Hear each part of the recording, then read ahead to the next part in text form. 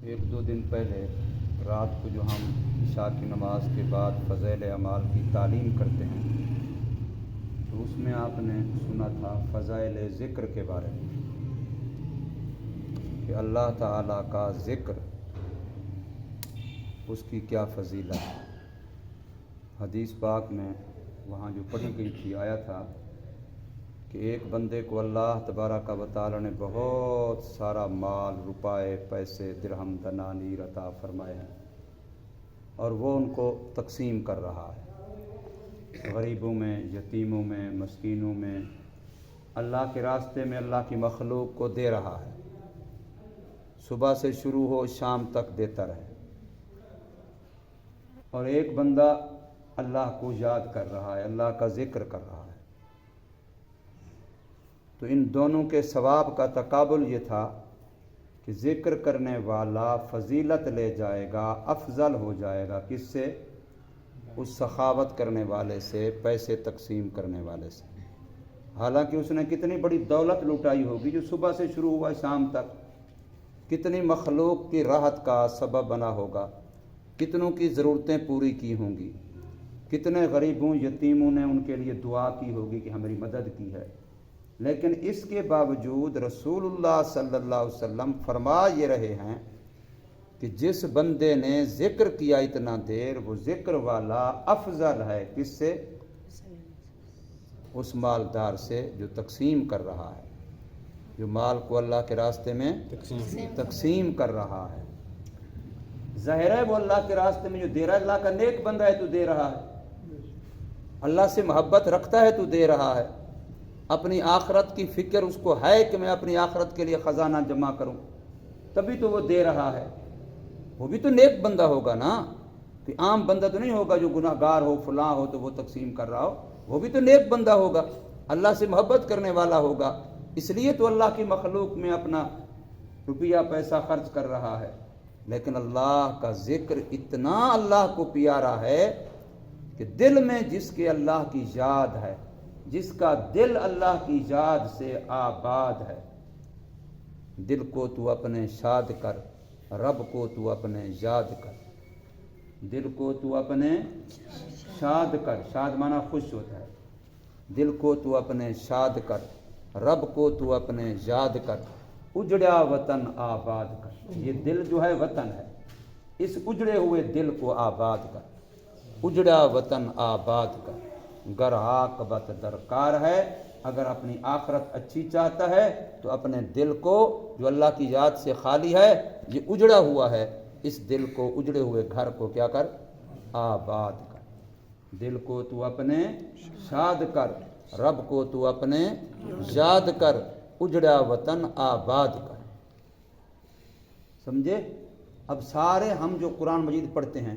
یہ اللہ کی یاد ہے کہ نہیں ہے؟ لیکن تب جب ہم اس کو دل سے خیال کریں۔ اگر صرف ہماری زبان تو قرآن پڑھ رہی ہے، قرآن ہمارے سامنے ہے، کھلا بھی پڑا ہے، آنکھوں سے دیکھ بھی رہے ہیں، زبان سے بول بھی رہے ہیں، لیکن دل میں کسی اور کا خیال ہے، دل کی توجہ کسی اور طرف ہے، دل کسی اور خیال میں، وہم میں، گمان میں، کسی اور فکر میں لگا ہوا ہے، یا قرآن مجید سامنے ہے، یوں دیکھ ادھر بھی رہا ہے، یوں بھی رہا ہے، زبان پہ قرآن چل بھی رہا، حافظ ہوتے ہیں، سبق یاد ہے، پڑھ رہا ہے۔ اب یہ غفلت والا جو پڑھنا ہے، جس کا تعلق دل سے نہ ہو، ایسے ہم دعائیں مانگتے ہیں تو کہتے کہ ہم دعا مانگ رہے ہیں، اب دعا مانگی جاتی ہے، بچے یوں کر رہے ہیں، ادھر ادھر کوئی کھیل رہا ہے کچھ، اب وہ دعا پڑھ تو رہا ہوگا، زبان سے آمین آمین پڑھ تو رہا ہوگا، لیکن دعا تو دل سے مانگی جاتی ہے، دعا زبان سے تو نہیں ہوتی، دعا کس سے ہوتی ہے؟ دل سے ہوتی ہے۔ دعا مانگنے کا نام ہے، دعا پڑھنے کا نام نہیں ہے۔ اس طریقے سے ایک ہے قرآن کا پڑھنا، رب قارئ یقرأ القرآن والقرآن یلعن علیہم، او کما قال علیہ الصلوۃ والسلام، فرمایا بہت سارے، رب قارئ، بہت سارے قرآن پڑھنے والے ایسے ہوں گے جو زبان سے قرآن پڑھ رہے ہوں گے لیکن قرآن ان پر لعنت کر رہا ہو۔ کتنا سخت جملہ ہے، قرآن تو پڑھ رہے ہیں لیکن والقرآن یلعن علیہم، کیوں؟ توجہ ہی نہیں ہے، پتہ ہی نہیں ہے، بس زبان ہے، جیسے طوطے کو رٹوا دو قرآن وہ پڑھ رہا ہے۔ آپ نے حدیث نہیں پڑھی وہاں فضائل اعمال میں کہ ایک بچے کا واقعہ آیا کہ وہ مسلمان ہونے سے پہلے قرآن کا اتنا حصہ یاد کر چکا تھا؟ ایسے ہے کہ نہیں؟ تو جب مسلمان نہیں تھا تو وہ قرآن پڑھتا تھا تو توجہ سے پڑھتا تھا، اس کو پتہ اللہ کیا کہہ رہا ہے کیا نہیں کہہ رہا، کوئی پتہ نہیں تھا۔ تو آج ہم بھی اگر ویسے پڑھیں تو پھر کیا فائدہ؟ اس بیچارے کو بھی غیر مسلم ہونے کی حالت میں جو قرآن پڑھتا تھا اس کو تو کوئی فائدہ نہیں ہوتا تھا۔ نیک عمل کا فائدہ تو کس سے ہوتا ہے؟ ایمان سے ہوتا ہے۔ اب بھی آپ کو پتہ ہونا چاہیے یورپ کے اندر انگریز کنٹریوں میں، انگریز ملکوں میں بڑے بڑے مدرسے ہیں، ہمارے مسلمانوں کے مدرسوں سے بڑے مدرسے ہیں، ان کی یونیورسٹیوں باقاعدہ مستقل شعبے ہیں جس میں قرآن سکھایا جاتا ہے، حدیث سکھائی جاتی ہے، اس پر پوری ریسرچ ہوتی ہے، اور وہ اسی سے باتیں نکالتے ہیں کہ مسلمانوں کا توڑ کیسے کریں، ان کو تفرقوں میں کیسے ڈالیں، ان کو فلاں 2 نمبروں میں فلاں میں پتہ نہیں کیا کچھ کیا جاتا ہے۔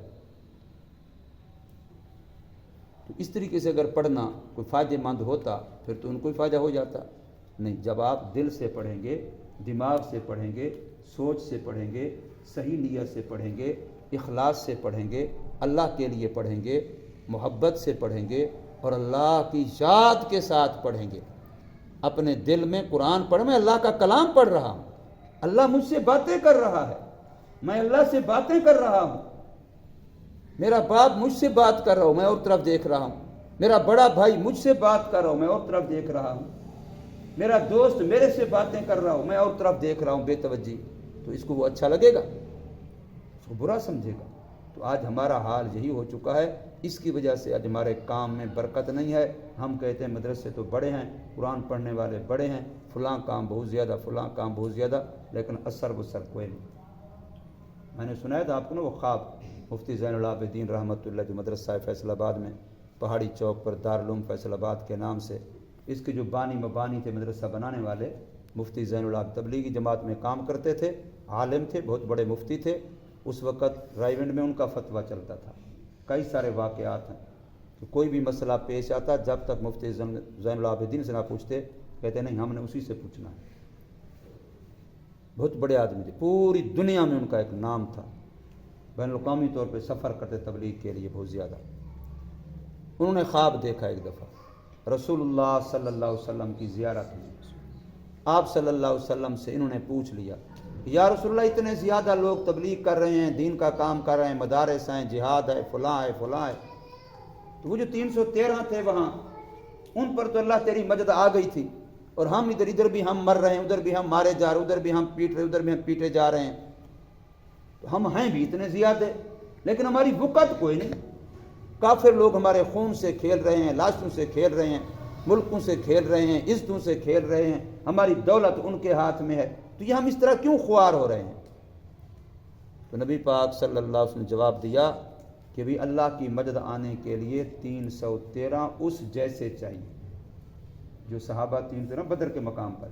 اس جیسے ان جیسے 313 چاہیے۔ یا رسول اللہ اتنا زیادہ لاکھوں میں لوگ دین کا کام کر رہے ہیں، بڑے بڑے صوفی صافی نیک نمازی پیر مولوی شیخ الحدیث، تو کیا 313 بھی نہیں ہیں اس طرح کے؟ فرمایا نہیں، 313 بھی اس معیار کے نہیں ہیں۔ اچھا بھی کتنے ہو چکے ہیں؟ تو فرمایا صرف 72 ہیں، پوری دنیا میں اس معیار کے صرف 72 ہیں۔ پھر مفتی صاحب کہتے ہیں میں نے جرت کر کے اگلا سوال کر لیا کہ آیا ان 72 میں میں بھی ہوں یا نہیں؟ پوری دنیا میں دین کا کام کرتا ہے، مدرسہ چلا رہا ہے، تبلیغ کر رہا ہے، بہت بڑا عالم اور مفتی ہے، تو جواب آیا کہ نہیں، تو بھی اس معیار کا، ان 72 میں تو بھی داخل ہے، تو پھر ہم کس کھاتے میں ہیں؟ اس لیے اپنی فکر کرو، اپنی فکر کرو خدا کے لیے، غفلت سے نکلو، اللہ کی یاد کو اپنے دل میں بساؤ، اپنے دل کو اللہ سے لگاؤ، گناہوں سے نفرت ہو جائے، نیکی سے محبت ہو جائے، نیک سے محبت ہو جائے، نیکی سے محبت ہو جائے، نیک سے محبت۔ کل کے درس کے اندر یہ بات آ رہی ہے کہ سب ایک اللہ کی طرف سے لعنت جو پھٹکار پڑتی ہے اس کا ایک اثر یہ ہوتا ہے کہ نیک لوگوں سے محبت ختم ہو جاتی ہے۔ یہ اللہ کی طرف سے پھٹکار کی نشانی ہے کہ میرے دل میں نیک لوگوں کی محبت نہ رہے۔ ادھر صوفی بیٹھا ہے نیک بند، چھوڑو یار اس کو، ادھر سے چلے جاؤ، ذرا فاصلہ کر دو ادھر سے، ہمیں خام کا پھر ان کے پاس بیٹھنا پڑے گا، باتیں کرنی پڑیں گی، کوئی ان کی بات سننی پڑے گی۔ آج ہماری یہ مزاج نہیں بن چکا، گھبرا کر کے دور بھاگ دیں، کہیں بلا نہ لیں، کہیں اپنے پاس بٹھا نہ دیں، کہیں تھوڑی دیر نصیحت نہ کرنے لگ جائے، ہمارا وقت ضائع ہو جائے گا۔ یہ ہمارا حال بن چکا ہے، یہ بہت تکلیف دہ صورتحال ہے۔ اپنے دلوں کا خیال کیجیے،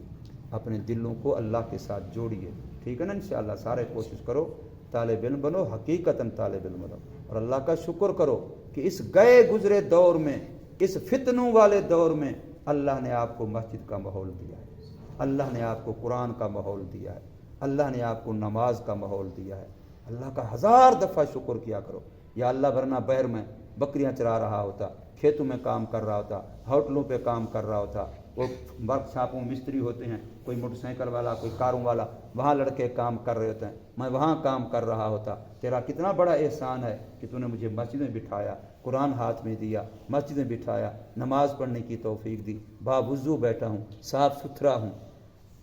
اللہ کا شکر کیا کرو، شکر کرنے سے نعمت